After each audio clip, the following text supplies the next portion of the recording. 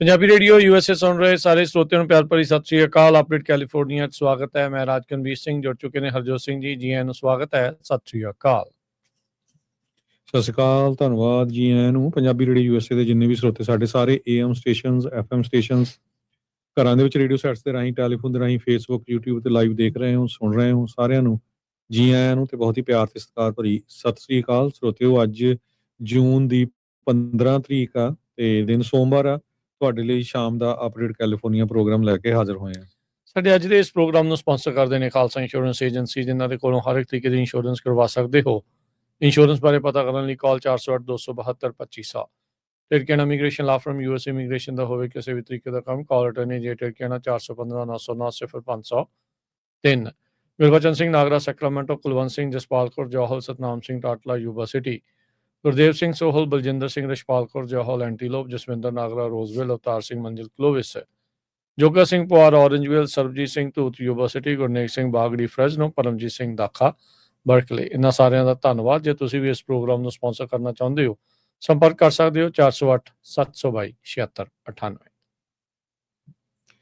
ਅੱਜ ਦੀਆਂ ਖਬਰਾਂ ਵੱਲ ਚੱਲੀਏ ਤੇ 8 ਜਣਿਆਂ ਦੀ ਲੱਗਦਾ ਵੀ ਮੌਤ ਹੋ ਗਈ ਆ। ਇੱਕ B-52 ਜਿਹੜਾ ਬੰਬਰ ਆ ਉਹ ਕ੍ਰੈਸ਼ ਹੋ ਗਿਆ ਐਡਵਰਡਸ ਏਅਰ ਫੋਰਸ ਬੇਸ ਦੇ ਉੱਤੇ ਤੇ ਕਹਿੰਦੇ ਵੀ 100 ਮੀਲ ਨਾਰਥ ਆਫ ਲਾਸ ਐਂਜਲਸ ਦੇ ਵਿੱਚ ਸੀਗਾ, ਮੋਹਾਵੀ ਡੈਜ਼ਰਟ ਦੇ ਵਿੱਚ, ਜਦੋਂ ਇਹ ਜਿਹੜਾ B-2 ਬੰਬਰ ਜਿਹੜਾ ਹੈਗਾ ਉਹ ਕ੍ਰੈਸ਼ ਹੋ ਗਿਆ। ਅੱਜ ਸਵੇਰੇ 11:20 ਤੇ ਰਿਮੋਟ ਏਰੀਆ ਜਿਹੜਾ ਕਿ ਲਾਸ ਐਂਜਲਸ ਤੋਂ 100 ਮੀਲ ਦੂਰ ਹੈਗਾ ਆ।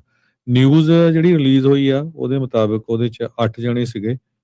ਸੋ ਜਿਹੜੀਆਂ ਨਵੀਆਂ ਜਾਣਕਾਰੀਆਂ ਜਾਂ ਇਨੀਸ਼ੀਅਲ ਇੰਡੀਕੇਸ਼ਨਸ ਆਈਆਂ ਹੈਗੀਆਂ ਆ, ਕਹਿੰਦੇ ਵੀ ਲੱਗਦਾ ਨਹੀਂ ਸੀ ਵੀ ਜਿੰਨੀ ਖਤਰਨਾਕ ਤਰੀਕੇ ਨਾਲ ਇਹ ਕ੍ਰੈਸ਼ ਹੋਇਆ ਹੈਗਾ ਵੀ ਕੋਈ ਬਚਿਆ ਹੋਊਗਾ। ਐਮਰਜੈਂਸੀ ਰਿਸਪੌਂਸ ਪਰਸਨਲ ਉਹ ਉੱਥੇ ਪਹੁੰਚ ਗਏ ਸੀਨ ਤੇ, ਪਰ ਕੋਈ ਵੀ ਜਿਹੜਾ ਉਹਨਾਂ 'ਚ 8 ਦੇ ਵਿੱਚੋਂ ਸੀ ਜੀਂਦਾ ਨਹੀਂ ਪਾਇਆ ਗਿਆ। ਸੋ ਜਿਹੜੇ 8 ਜਣੇ ਸੀਗੇ ਉਹਨਾਂ 'ਚ ਬਹੁਤ ਸਾਰੇ 8 'ਚੋਂ ਮਿਲਟਰੀ ਦੇ, ਗਵਰਨਮੈਂਟ ਸਿਵਿਲੀਅਨਸ ਤੇ ਗਵਰਨਮੈਂਟ ਕੰਟਰੈਕਟਰ ਸੀਗੇ। ਮਿਲਟਰੀ ਆਫੀਸ਼ੀਅਲਸ ਤੇ ਉਹਨਾਂ ਦੀਆਂ ਜਿਹੜੀਆਂ ਫੈਮਲੀਜ਼ ਆ ਜਿਨ੍ਹਾਂ ਦੀ ਮੌਤ ਹੋਈ ਆ, ਉਹਨਾਂ ਦੇ ਪਰਿਵਾਰਾਂ ਨੂੰ ਨੋਟੀਫਾਈ ਕਰ ਦਿੱਤਾ ਗਿਆ ਹੈਗਾ। ਬੋਇੰਗ B-52 ਸਟ੍ਰੈਟੋ ਫੋਰਟਰੈਸ, ਇਹ ਯੂਜ਼ਲੀ ਕਹਿੰਦੇ ਇਹਦੇ 'ਚ ਕਰੂ 5 ਹੁੰਦੇ ਹੈਗੇ ਆ। ਲੌਂਗ ਰੇਂਜ ਬੰਬਰ ਆ ਜੋ ਕਿ ਮਿਲਟਰੀ ਮਿਸ਼ਨ ਲਈ ਯੂਜ਼ ਕੀਤਾ ਜਾਂਦਾ ਹੈਗਾ ਆ ਤੇ ਕਹਿੰਦੇ ਵੀ 50,000 ਫੁੱਟ ਉਚਾਈ ਤੱਕ ਇਹ ਚਲੇ ਜਾਂਦਾ, ਆਲਟੀਟਿਊਡ ਤੱਕ। ਤੇ ਆਪਰੇਸ਼ਨ ਡੈਜ਼ਰਟ ਸਟਾਰਮ ਜਿਹੜਾ 1991 'ਚ ਹੋਇਆ ਸੀ, ਉੱਥੇ B-52 ਬੰਬਰਸ ਜਿਹੜੇ ਆ ਉਹ ਵਰਤੇ ਗਏ ਸੀਗੇ। So Edwards air force base 480 square mile ਦਾ ਜਿਹੜਾ ਏਰੀਆ ਹੈ ਕਰਨ ਕਾਉਂਟੀ 'ਚ, ਜੋ ਰਿਸਰਚ ਤੇ ਡਿਵੈਲਪਮੈਂਟ ਤੇ ਟੈਸਟਿੰਗ ਦੇ ਲਈ ਏਅਰ ਫੋਰਸ ਜੋ ਆ ਜਿਸ ਨੂੰ ਯੂਜ਼ ਕਰਦੀ ਹੈਗੀ। ਜੀ ਬਿਲਕੁਲ ਹਰਜੋਤ ਸਿੰਘ ਜੀ, ਬਹੁਤ ਹੀ ਮੰਦਭਾਗੀ ਘਟਨਾ ਜਿਹੜੀ ਉਹ ਇਹ ਵਾਪਰੀ ਆ। ਸੋ ਕਹਿੰਦੇ ਵੀ ਕਨਵੈਨਸ਼ਨਲ ਤੇ ਨਿਊਕਲੀਅਰ ਵੈਪਨਸ ਦੋਨੋਂ ਹੀ ਇਹ ਲੈ ਕੇ ਜਾ ਸਕਦਾ ਆ। ਕਈ ਦਹਾਕਿਆਂ ਤੱਕ ਇਹੀ ਜਿਹੜਾ ਮੇਨ ਹਰਜੋਤ ਸਿੰਘ ਜੀ ਬੰਬਰ ਸੀਗਾ ਜਿਸ ਦੀ ਵਰਤੋਂ ਹੁੰਦੀ ਜਿਹੜੀ ਰਹੀ ਆ। ਸੋ B-52 ਸਟ੍ਰੈਟੋ ਫੋਰਟਸ ਇਹ ਜਹਾਜ਼ ਹਾਦਸਾਗ੍ਰਸਤ ਹੋ ਗਿਆ। ਹੁਣ ਇਹ ਜਾਂਚ ਅਧੀਨ ਆ ਵੀ ਕਾਰਨ ਇਸ ਦੇ ਕੀ ਬਣੇ ਆ। ਲੱਗਦਾ ਵੀ ਕੋਈ ਹੋ ਸਕਦਾ ਵੀ ਟੈਕਨੀਕਲ ਫਾਲਟ ਪਿਆ ਹੋਵੇ, ਕਿਉਂਕਿ ਉਡਾਨ ਭਰਨ ਤੋਂ ਕੁਛ ਚਿਰ ਬਾਅਦ ਹੀ ਇਹ ਜਿਹੜਾ ਹਾਦਸਾਗ੍ਰਸਤ ਆ ਉਹ ਹੋ ਗਿਆ ਸੀ। ਤਕਰੀਬਨ ਸਵੇਰੇ 11:20 ਦੇ ਉੱਤੇ ਇਹ ਜਿਹੜਾ ਐਡਵਰਡਸ ਏਅਰ ਫੋਰਸ ਬੇਸ ਆ ਉੱਥੋਂ ਇਹਨੇ ਉਡਾਨ ਭਰੀ ਸੀ, ਉਦੋਂ ਇਹ ਹਾਦਸਾਗ੍ਰਸਤ ਹੋਇਆ। ਅਗਲੀ ਜਿਹੜੀ ਹਰਜੋਤ ਸਿੰਘ ਜੀ ਗੱਲ ਕਰਦੇ ਜਾਈਏ, US ਤੇ ਈਰਾਨ ਦੀ ਡੀਲ ਦੇ ਵਿੱਚ ਨੂੰ ਲੈ ਕੇ ਜਿਹੜੇ ਇਜ਼ਰਾਈਲੀ ਜਿਹੜੇ ਆ ਉਹ ਨਾਖੁਸ਼ ਨਜ਼ਰ ਆ ਰਹੇ ਆ। ਇਜ਼ਰਾਈਲ ਦੇ ਅਧਿਕਾਰੀ ਕਹਿੰਦੇ ਵੀ ਇਸ ਪੀਸ ਡੀਲ ਤੋਂ ਨਾਖੁਸ਼ ਨੇ ਤੇ ਉਹਨਾਂ ਨੇ ਕਿਹਾ ਵੀ ਸਾਡੀ ਜਿਹੜੀ ਫਾਈਟ ਆ ਹਿਜ਼ਬੁੱਲਾ ਦੇ ਉਲਟ ਲਬਨਾਨ ਦੇ ਵਿੱਚ ਉਹ ਚੱਲਦੀ ਰਹੇਗੀ। ਹੁਣ ਜੇ ਹਰਜੋਤ ਸਿੰਘ ਜੀ ਇਸ ਤਰੀਕੇ ਦੇ ਨਾਲ ਇਹ ਫਾਈਟ ਚੱਲਦੀ ਰਹੀ ਤਾਂ ਕੀ ਇਹ ਪੀਸ ਡੀਲ ਸਿਰੇ ਚੜੂਗੀ? ਇਹਦਾ ਫਿਰ ਖਤਰਾ ਜਿਹੜਾ ਉਹ ਨਾਲ ਦੇ ਨਾਲ ਬਣ ਜਾਂਦਾ ਆ। ਤੇ ਇੱਥੇ ਨਾਲ ਇਹ ਵੀ ਸਵਾਲ ਫਿਰ ਜਿਹੜੇ ਉੱਠ ਜਾਣਗੇ ਕਿ ਵਾਕਿਆ ਹੀ ਟਰੰਪ ਹੁਣਾਂ ਦੇ ਕੰਟਰੋਲ ਦੇ ਵਿੱਚ ਇਜ਼ਰਾਈਲ ਵਾਲਾ ਨੇਤਨਿਆਹੂ ਹੈਗਾ ਵੀ ਆ ਜਾਂ ਨਹੀਂ, ਜਾਂ ਉਲਟਾ ਨੇਤਨਿਆਹੂ ਦੇ ਕੰਟਰੋਲ ਦੇ ਵਿੱਚ ਟਰੰਪ ਜਿਹੜਾ ਉਹ ਹੈਗਾ ਆ। ਸੋ ਜਿਹੜੇ ਕੁਛ ਇਜ਼ਰਾਈਲੀ ਆ, ਖਾਸ ਕਰਕੇ ਜ਼ਾਇਨਿਸਟ, ਜਿਹੜੇ ਨੇਤਨਯਾਹੂ ਦੇ ਸਪੋਰਟਰ ਆ ਉਹ ਇਸ ਨੂੰ ਕੈਟਾਸਟ੍ਰੋਫ ਤੇ ਬੈਡ ਡੀਲ ਦੇ ਤੌਰ ਦੇ ਉੱਤੇ ਆਖ ਰਹੇ ਆ। ਕਹਿੰਦੇ ਵੀ ਇਸ ਤਰੀਕੇ ਦੇ ਨਾਲ ਕਰਨ ਦੇ ਨਾਲ ਇਹ ਈਰਾਨ ਨੂੰ, ਤਹਿਰਾਨ ਨੂੰ ਇੱਕ ਨਵੀਂ ਜ਼ਿੰਦਗੀ ਦੇ ਰਹੇ ਹੈਗੇ ਆ। ਪਰ 100 ਦਿਨਾਂ ਦੇ ਵਿੱਚ ਹਰਜੋਤ ਸਿੰਘ ਜੀ ਇਹ ਲੜਾਈ 'ਚ ਇਹ ਚੀਜ਼ ਤਾਂ ਸਾਹਮਣੇ ਆ ਹੀ ਗਈ ਹੈਗੀ ਆ ਵੀ ਜੇ ਤੁਸੀਂ ਬੂਟਸ ਔਨ ਗਰਾਊਂਡ ਨਹੀਂ ਕਰਦੇ ਤਾਂ ਤਖਤਾ ਪਲਟਣਾ ਬੜਾ ਔਖਾ ਆ। ਆਉਣ ਵਾਲੇ ਦਿਨਾਂ 'ਚ ਹੋ ਸਕਦਾ, ਕਿਉਂਕਿ ਇਹ ਇੱਕ ਚਰਚਾ ਜਿਹੜੀ ਉਹ ਚੱਲੀ ਹੋਈ ਆ, ਜਿਹੜੀ ਇਹ ਪਹਿਲੋਂ ਰਜੀਮ ਚੇਂਜ ਤੋਂ ਮੁੱਕਰਦੇ ਰਹੇ ਆ ਵੀ ਇਹ ਸਿਚੁਏਸ਼ਨ ਰੂਮ ਦੀਆਂ ਜਿਹੜੀਆਂ ਕੁਛ ਆਡੀਓਜ਼ ਜਾਂ ਕੁਛ ਜਿਹੜੀਆਂ ਗੱਲਾਂ ਆ ਉਹ ਲੀਕ ਹੋਣ ਦੀ ਚਰਚਾ ਜਿਹੜੀ ਆ ਹਰਜੋਤ ਸਿੰਘ ਜੀ ਚੱਲ ਪਈ ਆ, ਜਿਸ ਵਿੱਚ ਰਜੀਮ ਚੇਂਜ ਦੀਆਂ ਗੱਲਾਂ ਕਹਿੰਦੇ ਵੀ ਹੋ ਰਹੀਆਂ ਸੀਗੀਆਂ। ਸੋ ਜਿਸ ਤਰੀਕੇ ਦੇ ਨਾਲ ਇਹਨਾਂ ਨੇ ਟੌਪ ਦੀ ਲੀਡਰਸ਼ਿਪ ਈਰਾਨ ਦੀ ਜਿਹੜੀ ਉਹ ਮਾਰ ਮੁਕਾਈ ਆ, ਉਹ ਕਰਨ ਤੋਂ ਬਾਅਦ ਚ ਇਨਫੈਕਟ ਕਹਿੰਦੇ ਵੀ ਹੁਣ ਹੋਰ ਵੀ ਜ਼ਿਆਦਾ ਹਾਰਡ ਲਾਈਨਰ ਈਰਾਨ ਦੇ ਜਿਹੜੇ ਉਹ ਤਖਤੇ ਦੇ ਉੱਤੇ ਆਣ ਬੈਠੇ ਹੈਗੇ ਆ। ਸੋ ਇਸ ਦਾ ਕੀ ਨਤੀਜਾ ਜਿਹੜਾ ਉਹ ਨਿਕਲੂਗਾ ਇਹ ਆਉਣ ਵਾਲਾ ਸਮਾਂ ਜਿਹੜਾ ਉਹ ਦੱਸੂਗਾ। ਪਰ ਇਜ਼ਰਾਈਲ ਵਾਲੇ ਅੰਦਰ ਖਾਤੇ ਕੀ ਇਹ ਬਾਹਰ ਵੀ ਜਿਹੜੇ ਉਹਨਾਂ ਦੇ ਖਾਸ ਕਰਕੇ ਨੇਤਨਯਾਹੂ ਦੇ ਸਪੋਰਟਰਸ ਆ ਉਹ ਇਹ ਕਹਿ ਰਹੇ ਆ ਵੀ ਇਹ ਬਹੁਤ ਮਾੜੀ ਜਿਹੜੀ ਆ ਬੈਡ ਡੀਲ ਆ ਇਹਨਾਂ ਦੇ ਦੁਆਰਾ ਕੀਤੀ ਗਈ ਆ। ਇਹ ਵੀ ਹੋ ਸਕਦਾ ਹਰਜੋਤ ਸਿੰਘ ਜੀ ਵੀ ਕੁਝ ਕੁ ਚਾਲਾਂ ਜਿਹੜੀਆਂ ਉਹ ਖੇਡੀਆਂ ਜਾ ਸਕਣ ਜਾਂ ਖੇਡਣ ਇਹ ਕੋ ਲੋਕ ਜਿਹਦੇ ਨਾਲ ਇਹ ਪੀਸ ਡੀਲ ਸਿਰੇ ਨਾ ਚੜ ਸਕੇ, ਵੀ ਉਦਾਂ ਦੀਆਂ ਜਿਹੜੀਆਂ ਕੋਈ ਕਾਰਵਾਈ ਜਿਹੜੀ ਉਹ ਹੋਵੇ। ਸੋ ਸਟੇਟ ਆਫ ਹਾਰਮੁਜ਼ ਖੁੱਲੇ ਨੂੰ ਬਾਅਦ ਦੇ ਵਿੱਚ ਕੰਟਰੋਲ ਬੰਦ ਹੋਇਆ, ਈਰਾਨ ਦੇ ਕੋਲ ਕੰਟਰੋਲ ਗਿਆ ਤੇ ਹੁਣ ਜੇ ਦੇਖਿਆ ਜਾਵੇ ਤਾਂ Harjot Singh ji one of the worst ਵਾਰਸ ਆ ਜਿਸ ਦੇ ਵਿੱਚ ਇਨਫੈਕਟ ਜਿਹੜੇ ਈਰਾਨ ਵਾਲੇ ਆ ਉਹ ਉੱਤੇ ਨਿਕਲ ਕੇ ਜਿਹੜੇ ਉਹ ਆਏ ਆ। ਇੱਕ ਤਾਂ ਮਿਲੀਅਨਸ ਐਂਡ ਮਿਲੀਅਨਸ ਡਾਲਰ ਦੇ ਜਿਹੜੇ ਇਹਨਾਂ ਦੇ ਜਹਾਜ਼ ਆ ਜਾਂ ਹਥਿਆਰ ਆ, ਇਹਨਾਂ ਦੇ ਕੁਝ ਹਜ਼ਾਰਾਂ ਡਾਲਰਾਂ ਦੇ ਹਥਿਆਰਾਂ ਦੇ ਮੋਹਰੇ, ਡਰੋਨ ਦੇ ਮੋਹਰੇ ਖਰਚਾ ਜਿਹੜਾ ਆ ਉਹ ਏਸਿਮੈਟ੍ਰਿਕ ਹੋਇਆ, ਬਿਲੀਅਨਸ ਆਫ ਡਾਲਰ ਇਸ ਦੇ ਉੱਤੇ ਖਰਚ ਹੋਏ। ਅਮਰੀਕੀ ਜਾਨਾਂ, ਈਰਾਨੀ ਜਾਨਾਂ ਇਸ ਦੇ ਵਿੱਚ ਜਿਹੜੀਆਂ ਉਹ ਗਈਆਂ ਤੇ ਪੱਲੇ ਜਿਹੜਾ ਉਸ ਦੇ ਵਿੱਚ ਇਵੈਂਚੁਅਲੀ ਕੀ ਪਿਆ ਇਹ ਤਾਂ ਆਉਣ ਵਾਲਾ ਇਤਿਹਾਸ ਦੱਸੂਗਾ। ਉਹ ਵੀ ਬਸ਼ਰਤੇ ਜੇ ਐਕਚੁਅਲ 'ਚ ਫਰਾਈਡੇ ਨੂੰ ਜਨੇਵਾ ਸਵਿਟਜ਼ਰਲੈਂਡ ਦੇ ਵਿੱਚ ਇਹ ਜਿਹੜੀ ਡੀਲ ਆ ਉਹ ਸਾਈਨ ਹੋ ਜਾਂਦੀ ਆ। ਅਮਰੀਕਾ ਪਾਕਿਸਤਾਨ ਦੇ ਦੁਆਰਾ ਬਾਰ-ਬਾਰ ਇਸ ਡੀਲ ਦੇ ਉੱਤੇ ਸਾਈਨ ਕੀਤੇ ਜਾਣ ਦੀ ਗੱਲ ਜਾਂ ਪੱਕੀ ਹੋ ਗਈ ਨੂੰ ਆਖਿਆ ਜਿਹੜਾ ਉਹ ਜਾ ਰਿਹਾ ਆ। ਈਰਾਨ ਦੀ ਜਿਹੜੀ ਚੁੱਪੀ ਆ ਉਸ ਨੂੰ ਲੈ ਕੇ ਲੋਕ ਹੁਣ ਵੱਖਰੇ ਤਰ੍ਹਾਂ ਦੀਆਂ ਗੱਲਾਂ ਕਰਨੀਆਂ ਸ਼ੁਰੂ ਕਰ ਚੁੱਕੇ ਆ। ਕੈਲੀਫੋਰਨੀਆ ਦੇ ਗਵਰਨਰ ਗੈਬਨ ਨਿਊਸਮ ਨੇ ਇਹ ਕਿਹਾ ਵੀ ਯੂਐਸ ਦੀ ਜਿਹੜੀ ਜਸਟਿਸ ਡਿਪਾਰਟਮੈਂਟ ਆ ਉਹ ਉਸ ਨੂੰ ਤੇ ਉਸ ਦੀ ਵਾਈਫ ਦੀ ਜਿਹੜੀ ਆ ਇਨਵੈਸਟੀਗੇਸ਼ਨ ਕਰ ਰਹੇ ਹੈਗੇ ਆ। ਇੱਕ ਵੀਡੀਓ ਉਹਨਾਂ ਨੇ ਐਕਸ ਦੇ ਉੱਤੇ ਪਾਈ ਆ ਜਿਹਦੇ ਵਿੱਚ ਉਹਨਾਂ ਨੇ ਇਹ ਕਿਹਾ ਵੀ ਉਸ ਦੇ ਪਰਿਵਾਰ ਨੂੰ ਤੇ ਦੋਸਤਾਂ ਮਿੱਤਰਾਂ ਨੂੰ ਤੇ ਸਾਬਕਾ ਜਿਹੜੇ EMPLOYEES ਹੈਗੇ ਆ ਉਹਨਾਂ ਨਾਲ ਉਹ ਗੱਲਬਾਤ ਕਰਨੇ ਚਾਹੁੰਦੇ ਆ ਤੇ ਉਹਨਾਂ ਤੋਂ ਰੈਕਡ ਲੈਣਾ ਚਾਹੁੰਦੇ ਆ, ਉਹ ਤੇ ਡਿਗ ਕਰਨਾ ਚਾਹੁੰਦੇ ਆ ਪਿਛਲੇ ਸਾਲਾਂ ਦੇ ਵਿੱਚ ਉਹਨਾਂ ਕੀ ਕੁਝ ਕੀਤਾ ਹੈਗਾ। ਸੋ ਉਹਨਾਂ ਨੇ ਕਿਹਾ ਵੀ ਜਿਹੜੀ ਜਸਟਿਸ ਡਿਪਾਰਟਮੈਂਟ ਆ ਪ੍ਰੈਜ਼ੀਡੈਂਟ ਟਰੰਪ ਦੇ ਅੰਡਰ ਇਹ ਇੱਕ ਤਰ੍ਹਾਂ ਨਾਲ ਗ੍ਰੈਂਡ ਜੂਰੀ ਪ੍ਰੋਸੈਸ ਨੂੰ ਅਬਿਊਜ਼ ਕਰ ਰਹੀ ਹੈਗੀ ਆ। ਡੋਨਲਡ ਟਰੰਪ ਨਹੀਂ ਕਹਿੰਦੇ ਵੀ ਮੇਰੇ ਪਿੱਛੇ ਇਸ ਕਰਕੇ ਆ ਰਿਹਾ ਕਿਉਂਕਿ ਮੈਂ ਪ੍ਰੈਜ਼ੀਡੈਂਸ਼ੀਅਲ ਕੈਂਡੀਡੇਟ ਹੈਗਾ ਆ, ਤੇ ਕਹਿੰਦੇ ਵੀ ਉਹ ਮੈਨੂੰ ਬੜਾ ਹੇਟ ਕਰਦੇ ਆ ਬਾਰ-ਬਾਰ ਜਦੋਂ ਪਿਛਲੇ ਸਮਿਆਂ ਦੇ ਵਿੱਚ ਸਟੇਟਮੈਂਟਸ ਦੇਖ ਲਓ।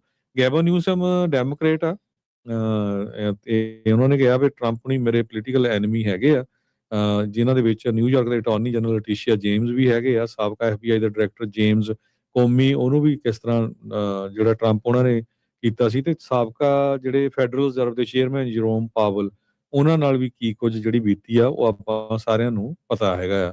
ਸੋ ਉਹਨਾਂ ਨੇ ਕਿਹਾ ਵੀ ਮੈਂ ਬਹੁਤ ਹੈਰਾਨ ਆ ਵੀ ਮੈਂ ਕੈਂਡੀਡੇਟ ਹੋਣਾ ਆ, ਇਸੇ ਕਰਕੇ ਜੋ ਟਰੰਪ ਐਡਮਿਨਿਸਟ੍ਰੇਸ਼ਨ ਆ ਉਹ ਟਰੰਪ ਉਹਨਾਂ ਦੇ ਕਹੇ ਤੇ ਮੇਰੇ ਪਿੱਛੇ ਆ ਰਿਹਾ ਤੇ ਮੇਰੀ ਜਿਹੜੀ ਤੇ ਮੇਰੀ ਵਾਈਫ ਦੀ ਇਨਵੈਸਟੀਗੇਸ਼ਨ ਕਰ ਰਹੇ ਹੈਗੇ ਆ। ਜੀ, ਅਗਲੀ ਜਿਹੜੀ ਹਰਜੋਤ ਸਿੰਘ ਦੀ ਗੱਲ ਕਰਦੇ ਜਾਈਏ, ਆਈਸ ਦੇ ਏਜੰਟਸ ਦੇ ਦੁਆਰਾ ਜਿਹੜਾ ਆ ਉਹ ਗੋਲੀ ਚਲਾਈ ਗਈ ਆ। ਜਦ ਆਈਸ ਦੇ ਏਜੰਟ ਇੱਕ ਜਾਣੇ ਨੂੰ ਗ੍ਰਿਫਤਾਰ ਕਰਨ ਦੀ ਕੋਸ਼ਿਸ਼ ਕਰ ਰਹੇ ਸੀ ਤਾਂ ਉਹਨਾਂ ਦੇ ਵਿੱਚ ਕਹਿੰਦੇ ਗੱਡੀ ਮਾਰੀ ਗਈ ਆ। ਇਹ ਨਿਊ ਜਰਸੀ ਤੋਂ ਘਟਨਾ ਜਿਹੜੀ ਦੱਸੀ ਜਾ ਰਹੀ ਆ। ਕਹਿੰਦੇ ਵੀ ਇਹ ਅੱਜ ਸਵੇਰ ਦੀ ਉੱਥੇ ਦੀ ਘਟਨਾ ਆ। ਮੈਨਾਹੌਕਨ ਕਰਕੇ ਇਹ ਇਲਾਕਾ ਆ, ਉੱਥੇ ਦੇ ਲੋਕਲ ਟਾਈਮ 9:30 ਵਜੇ ਦੇ ਮੁਤਾਬਕ, ਜੋ ਕਿ ਅਟਲਾਂਟਿਕ ਸਿਟੀ ਤੋਂ ਤਕਰੀਬਨ 36 ਮੀਲ ਦੂਰ ਆ। ਏਜੰਟ ਨੇ ਕਹਿੰਦੇ ਵੀ ਇੱਕ ਟਾਰਗੇਟਡ ਵਹੀਕਲ ਜਿਹੜਾ ਕਿ ਪੈਰੂ ਤੋਂ ਇੱਕ ਬੰਦਾ ਸੀਗਾ ਜੋ ਮੁਲਕ 'ਚ ਇਲੀਗਲੀ ਸੀ, ਉਸ ਦੀ ਭਾਲ ਦੇ ਵਿੱਚ ਸੀਗੇ। ਤੇ ਜਿਹੜੇ ਆਈਸ ਦੇ ਸਪੋਕਸਪਰਸਨ ਨੇ ਕਿਹਾ ਵੀ ਜਿਹੜਾ ਡਰਾਈਵਰ ਆ ਉਸਨੇ ਆਪਣੀ ਗੱਡੀ ਨੂੰ ਹਥਿਆਰ ਦੇ ਤੌਰ ਦੇ ਉੱਤੇ ਬਣਾਇਆ ਤੇ ਅਫਸਰ ਦੇ ਉੱਤੇ ਗੱਡੀ ਜਿਹੜੀ ਉਹ ਚਾੜਨ ਦੀ ਜਿਹੜੀ ਉਹ ਕੋਸ਼ਿਸ਼ ਕੀਤੀ, ਜਿਸ ਤੋਂ ਬਾਅਦ ਦੇ ਵਿੱਚ ਆਈਸ ਦੇ ਅਫਸਰ ਨੇ ਗੋਲੀ ਜਿਹੜੀ ਉਹ ਚਲਾਈ ਆ। ਸੋ ਡਰਾਈਵਰ ਕਹਿੰਦਾ ਵੀ ਉੱਥੋਂ ਨੱਸ ਗਿਆ, ਭੱਜ ਗਿਆ। ਇਹ ਨਹੀਂ ਪਤਾ ਵੀ ਇਹ ਜਿਹੜੀ ਗੋਲੀ ਆ ਕਿਸੇ ਦੇ ਲੱਗੀ ਆ ਜਾਂ ਨਹੀਂ। ਸੋ ਕਹਿੰਦੇ ਵੀ ਸਾਰੇ ਜਾਣੇ ਉੱਥੇ ਡਰੇ ਹੋਏ ਸੀ। ਇੱਕ ਬੀਬੀ ਉੱਥੇ ਲੀਜ਼ਾ ਬ੍ਰੈਡਲੀ, ਉਹਨੇ ਜਿਹੜਾ ਦੱਸਿਆ ਵੀ ਕਹਿੰਦੇ ਵੀ ਮੇਰੇ ਬੱਚੇ ਤਕਰੀਬਨ ਇਸ ਘਟਨਾ ਵਾਲੀ ਥਾਂ ਤੋਂ 1 ਮੀਲ ਦੂਰ ਜਿਹੜੀ ਉਹ ਪੜ੍ਹਦੇ ਹੈਗੇ ਆ। ਸੋ ਬਾਅਦ ਦੇ ਵਿੱਚ ਜਿਹੜੀਆਂ ਇਮੇਜਿਸ ਸੀਨ ਤੋਂ ਜਿਹੜੀਆਂ ਆਈਆਂ, ਜਿੱਥੇ ਆਈਸ ਦਾ ਏਜੰਟ ਗਰਾਊਂਡ ਦੇ ਉੱਤੇ ਸੀ, ਉਸ ਦੇ ਉੱਤੇ ਗੱਡੀ ਜਿਹੜੀ ਉਹ ਵੱਜਣ ਤੋਂ ਬਾਅਦ ਉਹਦੇ ਉੱਤੇ ਚਾੜਨ ਦੀ ਜਿਹੜੀ ਕੋਸ਼ਿਸ਼ ਕੀਤੀ ਸੀ। FBI ਵੀ ਕਹਿੰਦੇ ਵੀ ਉੱਥੇ ਬਾਅਦ ਚ ਮੌਕੇ ਤੇ ਪਹੁੰਚੀ ਤੇ ਉਹਨਾਂ ਨੇ ਵੀ ਮੌਕੇ ਵਾਰਦਾਤ ਦੀ ਜਿਹੜੀ ਇਨਵੈਸਟੀਗੇਸ਼ਨ ਆ ਉੱਥੇ ਸ਼ੁਰੂ ਕਰ ਦਿੱਤੀ ਜਿਹੜੀ ਉਹ ਹੈਗੀ ਆ। ਸੋ ਇਦਾਂ ਲੱਗ ਰਿਹਾ ਵੀ ਤਕਰੀਬਨ ਸ਼ਾਇਦ 3 ਗੋਲੀਆਂ ਜਿਹੜੀਆਂ ਉੱਥੇ ਚੱਲੀਆਂ ਹੋ ਸਕਦੀਆਂ ਆ। ਸੋ ਇਹ ਘਟਨਾ ਜਿਹੜੀ ਆਈਸ ਏਜੰਟ ਦੇ ਨਾਲ ਜਦੋਂ ਉਸਨੇ ਇੱਕ ਬੰਦੇ ਨੂੰ ਗ੍ਰਿਫਤਾਰ ਕਰਨ ਦੀ ਕੋਸ਼ਿਸ਼ ਕੀਤੀ ਤੇ ਬੰਦੇ ਨੇ ਅਫਸਰ ਦੇ ਉੱਤੇ ਜਿਹੜੀ ਉਹ ਗੋਲੀ ਗੱਡੀ ਚਾੜਨ ਦੀ ਕੋਸ਼ਿਸ਼ ਕੀਤੀ, ਜਿਸ ਤੋਂ ਬਾਅਦ ਚ ਇਸਨੇ ਆਈਸ ਦੇ ਅਫਸਰ ਨੇ ਜਿਹੜੀ ਉਹ ਗੋਲੀ ਚਲਾਈ।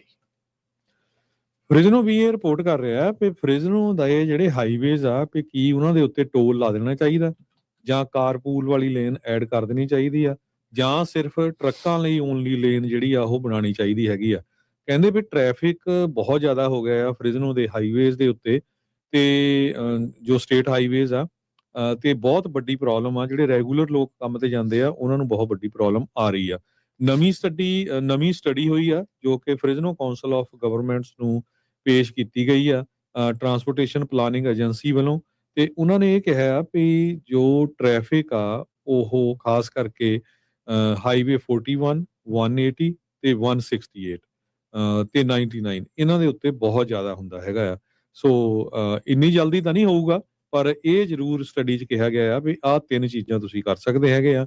ਟੋਲ ਲਾ ਸਕਦੇ ਆ, ਕਾਰਪੂਲ ਵਾਲੀ ਲੇਨ ਐਡ ਕਰ ਸਕਦੇ ਆ, ਜਾਂ ਟਰੱਕਸ ਓਨਲੀ ਲੇਨ ਐਡ ਕਰ ਸਕਦੇ ਆ। ਜੀ, ਓਕਲੈਂਡ ਦੇ ਵਿੱਚ, ਵੈਸਟ ਓਕਲੈਂਡ ਦੇ ਵਿੱਚ ਕੋਸ਼ਿਸ਼ ਕੀਤੀ ਜਾ ਰਹੀ ਆ ਵੀ ਇੱਕ ਕੋਲੇ ਦਾ ਜਿਹੜਾ ਟਰਮੀਨਲ ਆ ਉਹ ਉੱਥੇ ਸ਼ੁਰੂ ਕੀਤਾ ਜਾ ਸਕੇ, ਪਰ ਓਕਲੈਂਡ ਦੇ ਜਿਹੜੇ ਨਿਵਾਸੀ ਆ ਉਹ ਇਸ ਚੀਜ਼ ਦੇ ਪੂਰੀ ਤਰ੍ਹਾਂ ਉਲਟ ਸਾਹਮਣੇ ਆ ਰਹੇ ਹੈਗੇ ਆ।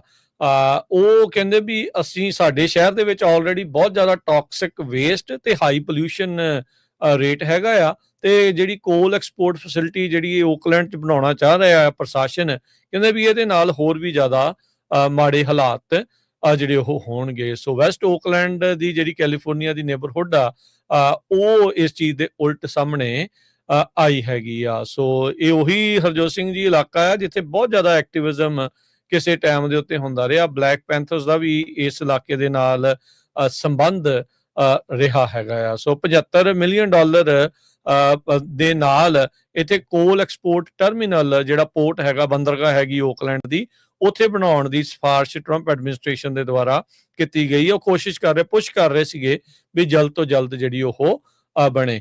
ਟਰੰਪ ਹੋਣਾ ਨੇ ਕਿਹਾ ਵੀ ਮੈਂ ਆਪਣੀ ਜਿਹੜੀ ਵਾਰ ਟਾਈਮ ਦੀਆਂ ਸ਼ਕਤੀਆਂ ਆ, ਪਾਵਰਸ ਆ, ਉਹਦੇ ਨਾਲ $700 ਮਿਲੀਅਨ ਦੇ ਜਿਹੜੀ ਰਾਸ਼ੀ ਦੇ ਕੋਲ ਪ੍ਰੋਜੈਕਟ ਅਕ੍ਰੋਸ US ਉਹਨਾਂ ਨੂੰ ਉਹ ਵੰਡ ਰਹੇ ਆ, ਜਿਨ੍ਹਾਂ ਦੇ ਵਿੱਚੋਂ ਇੱਕ ਓਕਲੈਂਡ ਦਾ ਨਾਮ ਵੀ ਆਇਆ ਸੀਗਾ। ਤੇ ਹੁਣ ਜਿਹੜੇ ਐਂਟੀ ਕੋਲ ਐਕਟਿਵਿਸਟ ਆ ਉਹ ਕਹਿੰਦੇ ਵੀ ਇਸ ਪ੍ਰੋਜੈਕਟ ਦੇ ਉਲਟ ਇਸ ਮਹੀਨੇ 'ਚ ਬਰਕਲੇ 'ਚ ਇੱਕ ਪ੍ਰਦਰਸ਼ਨ ਜਿਹੜਾ ਉਹ ਕਰਨ ਜਾ ਰਹੇ ਆ। ਸੋ 4 ਜੂਨ ਨੂੰ ਟਰੰਪ ਹੋਣਾ ਨੇ ਅਨਾਉਂਸਮੈਂਟ ਕੀਤੀ ਸੀਗੀ, ਪਰ ਉੱਥੋਂ ਦੇ ਨੇਬਰਹੁੱਡ ਵਾਲੇ ਹੁਣ ਇਸ ਚੀਜ਼ ਦੇ ਉਲਟ ਜਿਹੜੇ ਉਹ ਸਾਹਮਣੇ ਆਏ ਆ। ਉਧਰ ਰੌਬ ਵਾਂਟਾ ਹੁਣਾਂ ਨੇ ਇੱਕ ਬਿੱਲ ਇੰਟਰੋਡਿਊਸ ਕੀਤਾ ਹੈ ਕੈਲੀਫੋਰਨੀਆ ਦੀ ਲੈਜਿਸਲੇਚਰ ਦੇ ਵਿੱਚ, ਜਿਹਦੇ ਵਿੱਚ ਉਹਨਾਂ ਨੇ ਇਹ ਮੰਗ ਕੀਤੀ ਆ ਵੀ ਫੁੱਲ ਇਨਵਾਇਰਮੈਂਟਲ ਇੰਪੈਕਟ ਰਿਪੋਰਟ ਜਿਹੜੀ ਆ ਉਹ ਕੀਤੀ ਜਾਵੇ ਕੋਈ ਵੀ ਲੋਕਲ ਏਜੰਸੀ ਇਹ ਫੈਸਿਲਿਟੀਜ਼ ਨੂੰ ਅਪਰੂਵ ਕਰਨ ਤੋਂ ਪਹਿਲਾਂ, ਵੀ ਕੋਲ ਨੂੰ ਐਕਸਪੋਰਟ ਕਰਨਾ ਹੈ, ਸਟੋਰ ਕਰਨਾ ਹੈ, ਜਾਂ ਹੈਂਡਲ ਕਿੱਦਾਂ ਜਿਹੜਾ ਹੋਊਗਾ ਉਸ ਬਾਬਤ।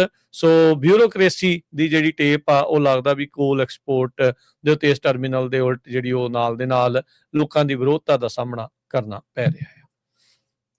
ਸੈਨੋਜ਼ੇ ਦੇ ਵਿੱਚ ਇੱਕ ਰਿਚਰਡ ਟਿਲਮਿਲ ਨਾਮ ਦੇ ਬੰਦੇ ਨੂੰ ਜਿਹੜੀ ਸਜ਼ਾ ਦਿੱਤੀ ਗਈ ਹੈ 5 ਸਾਲਾਂ ਦੀ ਫੈਡਰਲ ਪ੍ਰਿਜ਼ਨ, ਕਿਉਂਕਿ ਉਸਨੇ ਇੱਕ ਜੋ US ਪੋਸਟ ਆਫਿਸ ਆ ਉਸ ਨੂੰ ਅੱਗ ਲਾ ਦਿੱਤੀ ਸੀ। 45 ਸਾਲਾਂ ਦਾ ਜਿਹੜਾ ਟਿਲਮਿਲ ਉਸ ਨੂੰ ਇੰਡਾਈਟ ਕੀਤਾ ਗਿਆ ਫੈਡਰਲ ਗ੍ਰੈਂਡ ਜੂਰੀ ਵੱਲੋਂ ਅਗਸਤ 7, 2025 ਦੇ ਵਿੱਚ, ਤੇ ਹੁਣ ਜਿਹੜੀ ਆ ਉਸ ਨੂੰ ਜਿਹੜੀ ਸਜ਼ਾ ਸੁਣਾਈ ਗਈ ਹੈਗੀ ਆ। ਕਹਿੰਦੇ ਵੀ ਉਸਨੇ 6525 ਕਰਾਊਨ ਬੁਲੇਵਰਡ ਜੋ ਸੈਨੋਜ਼ੇ ਦੇ ਵਿੱਚ ਹੈਗਾ ਆ, ਉੱਥੇ ਜੁਲਾਈ 20, 2025 ਨੂੰ ਇੱਕ ਅੱਗ ਲਾ ਦਿੱਤੀ ਸੀ। ਪੋਸਟ ਆਫਿਸ ਨੂੰ, ਤੇ ਜਦੋਂ ਬਾਅਦ ਦੇ ਵਿੱਚ ਉਹ ਅਰੈਸਟ ਹੋ ਗਿਆ ਤੇ ਉਹਨੂੰ ਐਡਮਿਟ ਵੀ ਕਰ ਲਿਆ। ਇਹ ਕਹਿੰਦੇ ਵੀ ਮੈਂ ਜਾਣ ਕੇ ਅੱਗ ਲਾਈ ਸੀ ਤਾਂ ਕਿ ਮੈਂ ਆਪਣਾ ਪੁਆਇੰਟ ਜਿਹੜਾ ਯੂਐਸ ਗਵਰਨਮੈਂਟ ਨੂੰ ਪੇਸ਼ ਕਰ ਸਕਾਂ। ਸੋ ਇਹ ਤੋਂ ਬਾਅਦ ਉਹਨੂੰ ਕਿੱਥੋਂ ਖਰੀਦਿਆ, ਜਿਹੜਾ ਫਾਇਰ ਲੌਗਸ ਜਾਂ ਲਾਈਟਰ, ਉਹ ਸਾਰਾ ਕੁਝ ਜਿਹੜਾ ਕਬਜ਼ੇ 'ਚ ਆ ਗਿਆ।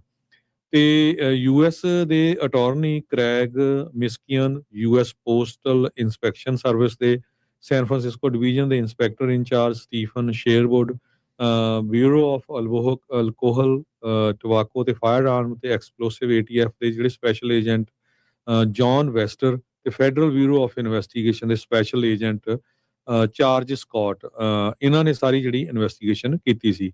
ਇਸ ਤੋਂ ਬਿਨਾਂ ਜਿਹੜੀ ਪ੍ਰਿਜ਼ਨ ਟਰਮ ਆ ਜੱਜ ਡਵਿਲਾ ਉਹਨਾਂ ਨੇ ਜਿਹੜੀ ਟਿਲਮੈਨ ਨੂੰ ਦਿੱਤੀ ਹੈਗੀ ਆ 3 ਸਾਲਾਂ ਦੀ ਸੁਪਰਵਾਈਜ਼ ਜਿਹੜੀ ਰਿਲੀਜ਼ ਹੋਊਗੀ, ਤੇ ਉਸ ਨੂੰ $23 ਲੱਖ ਦੇ ਕਰੀਬ ਯੂਐਸ ਪੋਸਟਲ ਸਰਵਿਸ ਨੂੰ ਦੇਣਾ ਪਊਗਾ ਜੋ ਇੰਨਾ ਸਾਰਾ ਡੈਮੇਜ ਹੋਇਆ ਸੀ। Assistant US attorney Michael Pitman, ਉਹਨਾਂ ਨੇ ਪ੍ਰੋਸੀਕਿਊਟ ਕੀਤਾ case with the assistance of Sahib Kaur, ਇਹ ਉਹਨਾਂ ਦੇ ਆਫਿਸ 'ਚ ਕੰਮ ਕਰਦੀ ਆ। ਤੇ ਪ੍ਰੋਸੀਕਿਊਸ਼ਨ ਨੇ ਇਹ ਕਿਹਾ ਵੀ ਇਨਵੈਸਟੀਗੇਸ਼ਨ ਦੇ ਵਿੱਚ US PIS ATF FBI San Jose police department ਇਹ ਸਾਰੀਆਂ ਇਨਵੋਲਵ ਸੀਗੀਆਂ। ਸੋ ਉਹਨਾਂ ਨੇ ਕਿਹਾ ਵੀ ਫਾਈਨਲੀ ਅਸੀਂ ਇਸ ਬੰਦੇ ਨੂੰ ਸਜ਼ਾ ਦੇਣ ਦੇ ਲਈ ਕਾਮਯਾਬ ਹੋਏ ਹਾਂ। ਜੀ ਬਿਲਕੁਲ। ਹਰਜੋਤ ਸਿੰਘ ਜੀ, ਅਗਲੀ ਜਿਹੜੀ ਖਬਰ ਆ ਉਹ ਆਪਾਂ ਕਰਦੇ ਜਾਈਏ। ਵੀਕਐਂਡ ਦੇ ਉੱਤੇ ਇੱਕ ਹੋਰ ਮੰਦਭਾਗੀ ਘਟਨਾ ਜਿਹੜੀ ਉਹ ਵਾਪਰੀ ਸੀ ਮਜ਼ੂਰੀ ਦੇ ਵਿੱਚ, ਜਿੱਥੇ ਇੱਕ ਸਕਾਈ ਡਾਈਵਿੰਗ ਜਿਹੜਾ ਪਲੇਨ ਆ ਉਸ ਦੇ ਕ੍ਰੈਸ਼ ਦੇ ਕਰਕੇ 12 ਜਾਣਿਆਂ ਦੀ ਮੌਤ ਹੋਈ ਸੀ।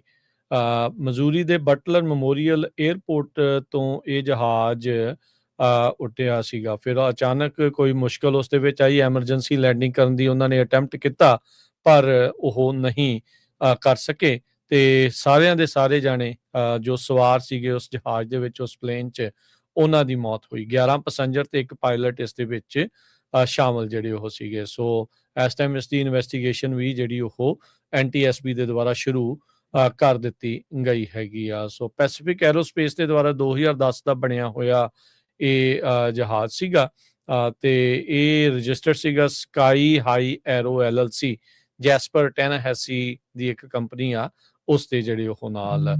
ਸੋ ਇਹ ਪਲੇਨ ਦੇ ਵਿੱਚ ਕਾਕਪਿਟ ਵੌਇਸ ਰਿਕਾਰਡਰ ਦੀ ਜ਼ਰੂਰਤ ਨਹੀਂ ਜਿਹੜੀ ਉਹ ਹੁੰਦੀ, ਜਾਂ ਫਲਾਈਟ ਡਾਟਾ ਰਿਕਾਰਡਰ ਦੀ, ਜਿਨ੍ਹਾਂ ਨੂੰ ਬਲੈਕ ਬਾਕਸ ਜਿਹੜਾ ਉਹ ਆਖ ਦਿੱਤਾ ਜਿਹੜਾ ਉਹ ਜਾਂਦਾ ਆ। ਸੋ ਸਕਾਈ ਡਾਈਵਿੰਗ ਜਿਨ੍ਹਾਂ ਲੋਕਾਂ ਨੇ ਕੀਤੀ ਆ ਜਾਂ ਜਿਨ੍ਹਾਂ ਨੇ ਦੇਖੀ ਆ, ਇੱਕ ਛੋਟਾ ਜਿਹੜਾ ਸਿੰਗਲ ਇੰਜਨ ਪ੍ਰੋਪੈਲਰ ਜਹਾਜ਼ ਆ ਉਸ ਨੂੰ ਕਈ ਹਜ਼ਾਰ ਫੁੱਟ ਦੀ ਉਚਾਈ ਦੇ ਉੱਤੇ ਲਿਜਾਇਆ ਜਾਂਦਾ, ਤੇ ਫਿਰ ਜਿਹੜੇ ਲੋਕ ਆ ਸਕਾਈ ਡਾਈਵਰਸ ਆ ਉਸ ਦੇ ਵਿੱਚੋਂ ਛਾਲ ਮਾਰਦੇ ਆ ਤੇ ਇਵੈਂਚੁਅਲੀ ਪੈਰਾਸ਼ੂਟ ਦੇ ਜ਼ਰੀਏ ਉਹ ਲੈਂਡ ਕਰਦੇ ਆ। ਪਰ ਕਹਿੰਦੇ ਵੀ ਜਿਹੜਾ ਕਰਾਫਟ ਆ ਜਦੋਂ ਇਸ ਨੇ ਉਡਾਨ ਭਰੀ ਤਾਂ ਇਹ ਉਚਾਈ ਜਿਹੜੀ ਉਹ ਬਹੁਤ ਹੀ ਜਲਦੀ ਹਾਸਲ ਨਹੀਂ ਸੀ ਕਰ ਪਾ ਰਿਹਾ।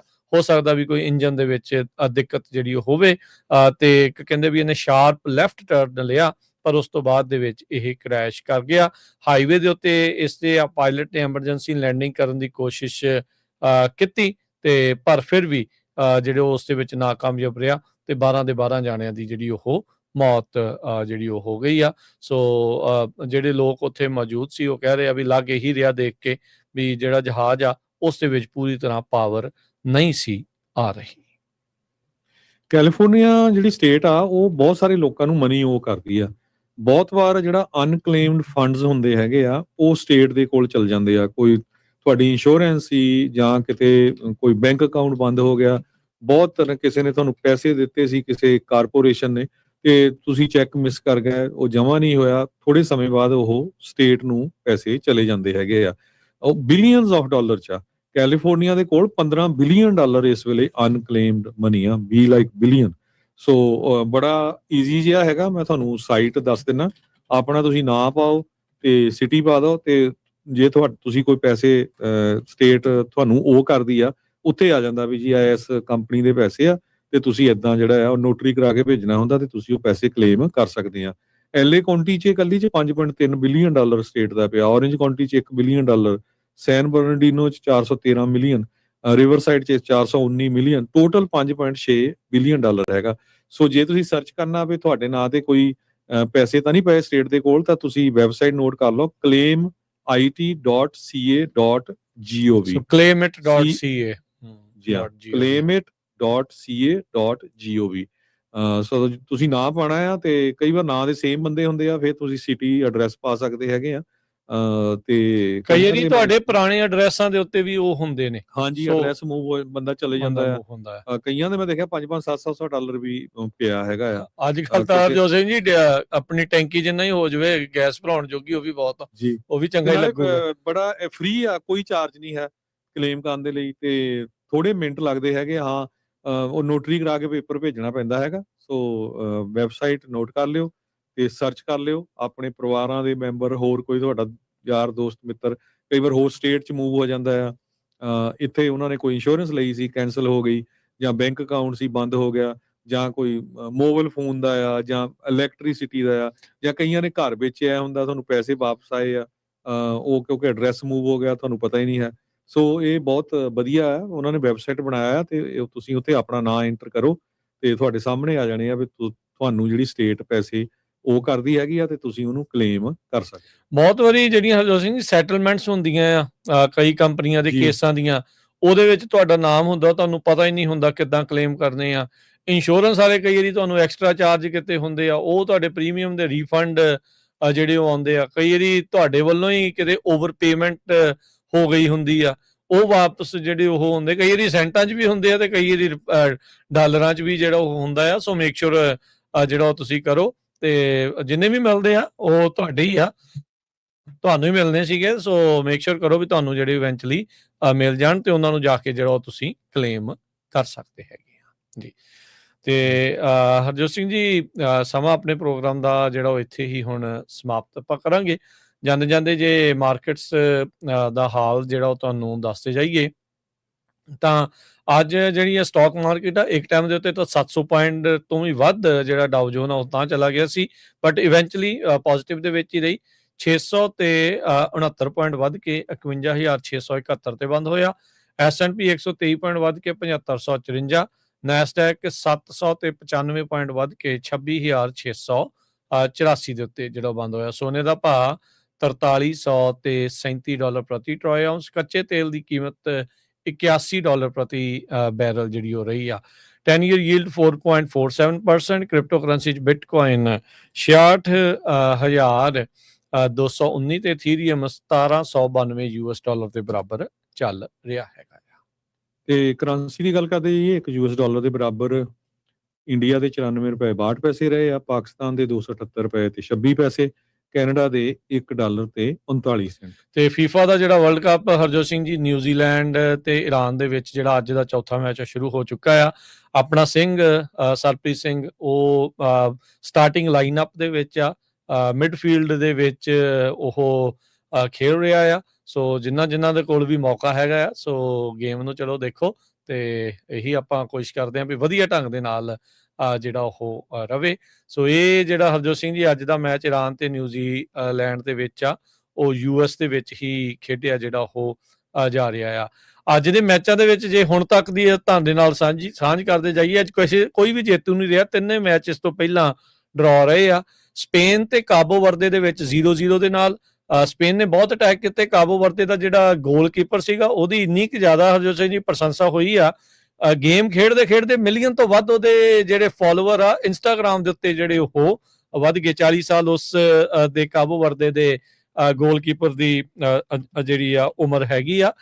ਸੋ ਉਹ ਬਹੁਤ ਜਿਹੜਾ ਇਸ ਟਾਈਮ ਪ੍ਰਸ਼ੰਸਾ ਜਿਹੜੀ ਉਹ ਹੋ ਰਿਹਾ, ਵਜ਼ੀਨਾ ਕਰਕੇ ਜਿਹੜਾ ਉਸ ਦਾ ਨਾਮ ਆ। ਦੂਜਾ ਮੈਚ ਬੈਲਜੀਅਮ ਤੇ ਇਜਿਪਟ ਦੇ ਵਿੱਚ ਜਿਹੜਾ ਹੋਇਆ, ਉਹ ਵੀ 1-1 ਦੇ ਬਰਾਬਰੀ ਦੇ ਉੱਤੇ ਜਿਹੜਾ ਉਹ ਛੁੱਟਿਆ। ਤੇ ਤੀਜਾ ਮੈਚ ਜਿਹੜਾ ਸਾਊਦੀ ਅਰੇਬੀਆ ਤੇ ਯੂਰੋਗਵੇ ਦੇ ਵਿੱਚ ਆ, ਉਹ ਵੀ 1-1 ਦੀ ਬਰਾਬਰੀ ਦੇ ਉੱਤੇ ਜਿਹੜਾ ਉਹ ਛੁੱਟਿਆ ਆ। ਸੋ ਅਜੇ ਤੱਕ ਤਿੰਨਾਂ ਗੇਮਾਂ ਦੇ ਵਿੱਚ ਕੋਈ ਵੀ ਜੇਤੂ ਨਹੀਂ ਰਿਹਾ। ਤੇ ਹੁਣ ਜਦੋਂ ਅਸੀਂ ਤੁਹਾਡੇ ਨਾਲ ਗੱਲ ਕਰ ਰਹੇ ਹਾਂ, 3-4 ਮਿੰਟ ਹੋ ਚੁੱਕੇ ਆ ਪ੍ਰੋਗਰਾਮ ਜਿਹੜਾ ਉਹ ਮੈਚ ਸ਼ੁਰੂ ਹੋਇਆ ਨੂੰ, ਈਰਾਨ ਤੇ ਨਿਊਜ਼ੀਲੈਂਡ ਦੇ ਵਿਚਾਲੇ। ਸੋ ਦੇਖਦੇ ਹਾਂ ਵੀ ਅੱਜ ਇਹਨਾਂ ਦੇ ਵਿੱਚੋਂ ਕੋਈ ਜੇਤੂ ਰਹਿੰਦਾ ਹੈ ਜਾਂ ਇਹ ਵੀ ਮੈਚ ਡਰਾ ਹੀ ਹੋਣਗੇ।